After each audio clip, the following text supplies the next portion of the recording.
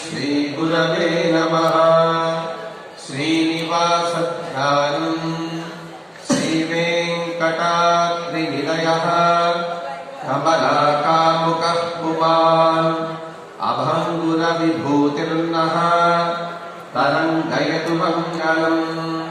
अथ सङ्कल्पः श्रीमदादिवराहक्षेत्रे विराजमानस्य श्रीपद्मावती जानेः अखिलाण्डकोटिब्रह्माण्डनायकस्य श्रीरामचन्द्ररूपान्धरस्य भगवतः श्रीवेङ्कटेश्वरस्वामिनः सन्निधौ हनुमत्सीतालक्ष्मण भरतशत्रुघ्न परिवारसमेत श्रीरामचन्द्रपरब्रह्मणः परिपूर्णानुग्रहेण अस्मिन् भुवने समस्तादिव्याधीनां निवारणार्थं भारतवर्षे विद्यावित्तवाणिज्य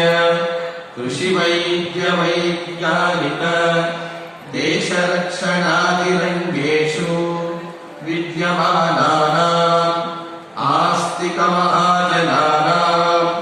सर्वेषां सकुटुम्बानाम् आयुरारोग्यैश्वर्य सद्बुद्धि इत्यादि सर्वशुभफलप्राप्त्यर्थं धर्माचरणद्वारा श्रीरामराज्यस्य पुनर्व्यवस्थापनार्थम् उद्योगार्थिनां समुचितोद्योगप्राप्त्यर्थं दम्पतीनाम् अनुकूलदाम्पत्यसिद्ध्यर्थं सन्तानस्य पितृवाक्यपरिपालनानुकूल बुद्धिप्रचोदनार्थं सकलकार्यसिद्ध्यर्थं